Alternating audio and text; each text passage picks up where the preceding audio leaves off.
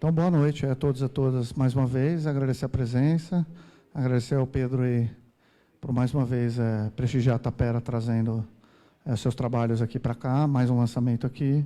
Estou muito grato. O Pedro, além de trazer os eventos para cá, além de ser um bom amigo, trabalhou aqui durante um período, ajudou a construir a Tapera no início, né, Pedro? A gente fazia uns eventos, vinha 2 pessoas, 3 pessoas. Enfim, estamos muito felizes de receber ele aqui, receber todos vocês, e eu vou passar a palavra diretamente para o autor aí. Obrigado, gente. Obrigado, vou falar de pé. Queria agradecer, então, primeiramente o Antônio, aqui da Tapera, agradecer por fazer esse evento aqui, por todos os anos, e também parabenizar pela Tapera, que segue viva e ativa aí dando uma lufada de arte e cultura aí para essa cidade. E agradecer também o Joaquim, da Intermeios, que é o editor, que eu acho que não chegou, deve estar preso no trânsito. Agradecer também o Vinícius, do Colunas Tortas, e meus pais, família, amigos, todos os interlocutores, pessoas que, direto ou indiretamente, contribuíram para que essa pesquisa, que esse livro nascesse. Então, eu queria agradecer de coração por todas essas pessoas que, talvez, mesmo sem saber, ajudaram nessa pesquisa. E agradecer a todos e todas aqui presentes também. Eu sei que não é fácil vir aqui sexta-feira à noite e tudo mais. Então, eu quero fazer uma apresentação aqui do livro. Vou ser breve, vou tentar não me alongar. Mas só algumas coisas aqui que eu preparei para dar alguma ideia sobre o livro. Então, vou tentar refletir aqui com vocês sobre alguns temas do livro. E aí eu queria começar com um desvio, na verdade, de uma maneira mais heterodoxa, que eu queria falar sobre a liberdade em Foucault, o tema do livro, mas a partir do que não é a liberdade em Foucault. Então, a semelhança da teologia negativa, a semelhança da via negativa dos teólogos, que procura definir o que é Deus, a essência de Deus, a partir de atributos negativos, a partir do que ele não é. Deus é o inefável, ele é aquele sobre o qual nada pode ser dito, não pode ser captado pela linguagem humana, ele é incognoscível, não pode ser compreendido pela razão humana, ou ele é irrepresentável, a arte humana de representação não consegue captar a forma divina, então não pode ser captado pela linguagem, a razão ou a arte de representação humana. Então, a partir fazendo uma analogia com esse método eminentemente negativo, a via negativa, eu queria falar sobre a liberdade em Foucault, mas começando com o que não é a liberdade em Foucault. E aí, a partir de 3 tradições que ele entra, a partir da minha leitura, que uma liberdade Foucaultiana se colocaria em confronto. Então, a primeira seria uma liberdade naturalista, aquela ideia de que as pessoas nascem portando liberdade. A liberdade como uma propriedade inata, como um bem congênito, que as pessoas, ao vir ao mundo, nasceriam, mas que, por conta de certos processos sociais, essa liberdade acabaria sendo limitada, privada, dilacerada.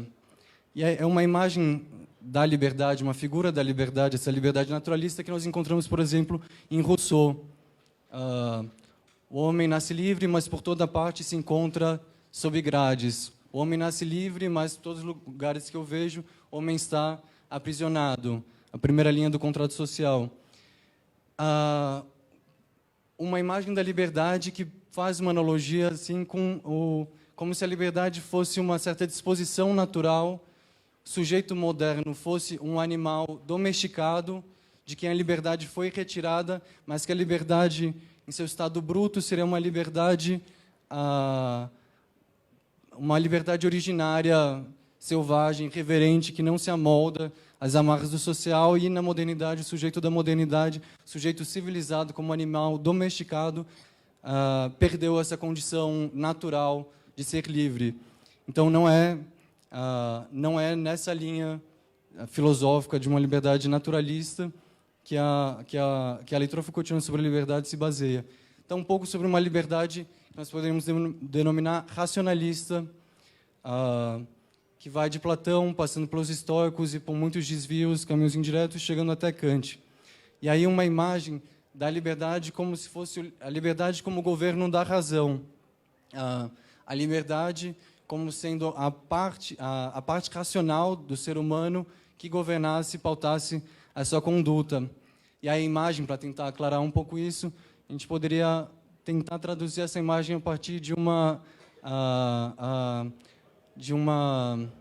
um símbolo que o Platão, no Fedro na República, nos dá, da carruagem. Pensar que a alma dividida em três partes. A parte racional é o condutor da carruagem. De um lado tem a parte apetitiva, que deseja, que é amigo do prazer, que é o prazer, e na imagem deles a parte é uma hidra. Do outro lado, um leão, que é a parte guerreira, que procura honra, que é amiga da vitória.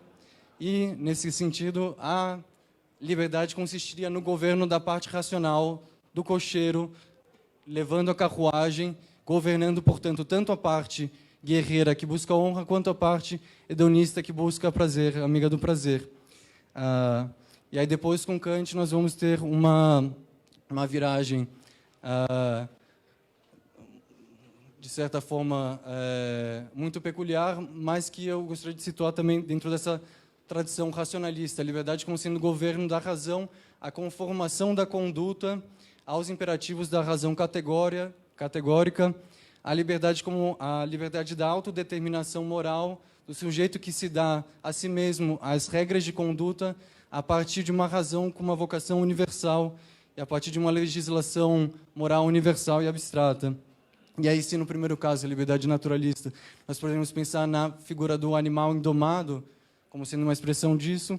No caso da liberdade racionalista, eu sugeriria que essa figura nos seria fornecida pela imagem do anjo tal como ele aparece em alguns momentos da filosofia crítica do Kant, o anjo como uma figura puramente moral, despida de qualquer motivação sensível, que não habita o espaço e tempo humanos, e por isso, por ser um ser completamente moral, puramente moral, inteligível, não entra em contradição no seu agir moral com outros móveis de conduta, com outras tentações do mundo sensível. Então, consegue ser puramente moral e pautar a sua conduta estritamente pela razão, não pelo prazer, não pelo apetite, não pela honra, estritamente pela razão.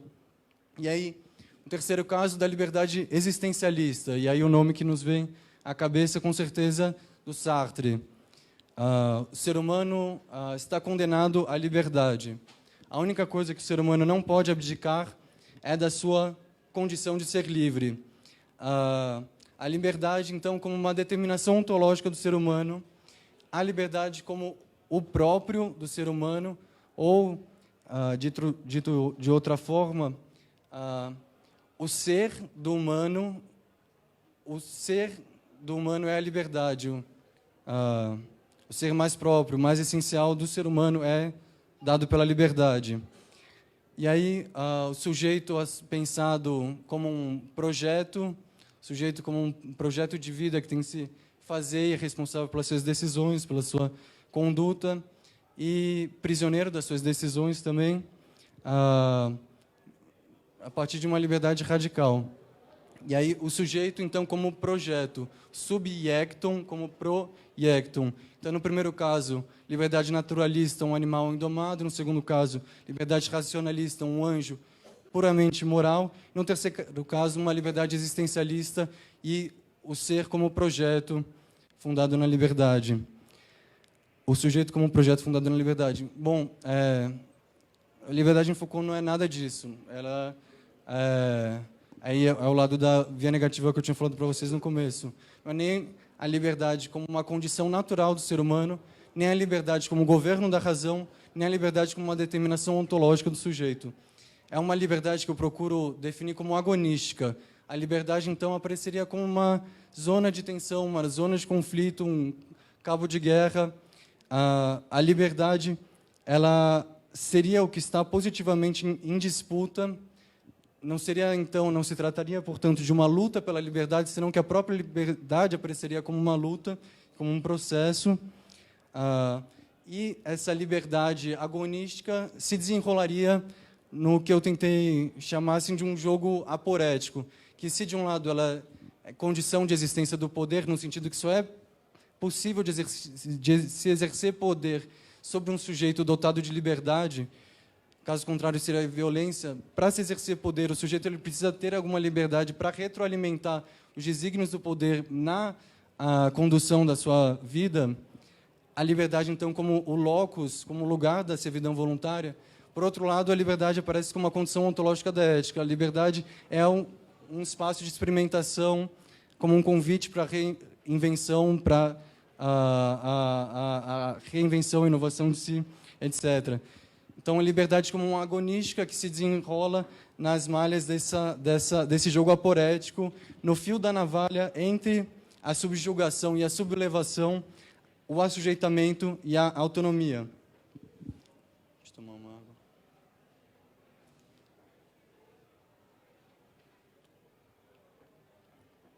Bom, como vocês podem ver, não é uma imagem exatamente positiva da liberdade, o que encontramos em Foucault. É muito mais nuançada, muito mais matizada. A liberdade não apareceria como nós pensamos cotidianamente, corriqueiramente, como a antítese da servidão. De um lado, a liberdade, do outro, a servidão. De um lado, a liberdade, do outro, a dependência servil. Porque a liberdade ela ocupa um lugar mais complexo, mais ambíguo, que, se por um lado ela é uma afirmação e um campo para a invenção, por outro lado, ela é, por muitas vezes, a premissa por meio da qual os mecanismos de poder se valem, se legitimam para captura do sujeito. Então, como vocês podem ver, em Foucault, ele não se preocupou, isso na minha leitura, em determinar o que seria a liberdade, em erigir uma metafísica da liberdade, em determinar de uma vez por todas qual que é a essência, a substância da liberdade. O Foucault, e isso ressoa com outras partes da sua pesquisa filosófica, ele não tá interessado nessa tradição da substancialista, uma ontologia substancial de determinar qual é o ser das coisas, o que é o sujeito, o que é a liberdade, o que é o poder, mas muito mais atento para uma ontologia modal, para os modos em que o sujeito, que o ser humano se desenvolve enquanto sujeito, os modos em que a liberdade é articulada e entra em ação, as maneiras em que o poder é exercido, as relações de poder muito mais do que a essência do poder. Então, a liberdade em Foucault, a partir dessa leitura, ela não seria um estado natural, algo dado desde sempre, mas ela se assemelharia muito mais a uma dinâmica instável, muito mais do que um estado primordial, natural.